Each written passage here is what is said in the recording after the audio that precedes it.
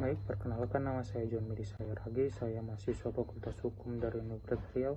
Di sini saya akan menjelaskan beberapa materi dalam mata kuliah Sistem Peradilan Pidana. Yang pertama itu pengertian dan tujuan sistem peradilan pidana. Sistem peradilan pidana adalah sistem dalam suatu masyarakat untuk menanggulangi masalah kejahatan yang terjadi dalam masyarakat.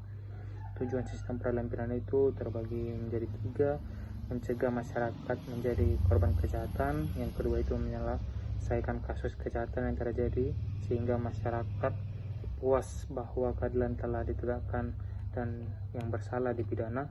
Yang ketiga itu mengusahakan agar mereka yang pernah melakukan kejahatan tidak mengulangi lagi kejahatannya.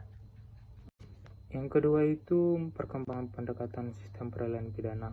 Pendekatan normatif memandang keempat aparatur penegak hukum, yaitu kepolisian, yang kedua kejaksaan, yang ketiga pengadilan, dan lembaga permasyarakatan sebagai institusi pelaksana peraturan perundang-undangan yang berlaku, sehingga keempat aparatur tersebut merupakan bagian yang tidak terpisahkan dari sistem penegak hukum semata. Yang ketiga itu dikotomi dalam sistem peradilan pidana. Dalam wujudnya terdapat 2 jenis sistem peradilan pidana di Indonesia, yaitu inkuasatorial dan akuasatorial sistem. Adapun ciri-ciri inkuasatorial sistem yaitu persidangan berlangsung tertutup. Kemudian ciri-ciri akuasatorial sistem yaitu pemeriksaan berlangsung terbuka, kemudian hal terdakwa untuk mengikuti setiap proses peradilan. Subsistem dan fungsi sistem peradilan pidana Indonesia. Lembaga subsistem peradilan pidana termasuk polisi, penyidik, kejaksaan, penuntut, dan lembaga permasyarakatan atau pelaksana pidana. Sebagai organ, mereka adalah instrumen eksekutif, sedangkan fungsinya adalah pengembangan fungsi penyelenggara penegakan hukum pidana bersama-sama dengan lembaga pengadilan adalah penopang kekuasaan. Yang kelima itu paradigma dalam sistem peradilan pidana.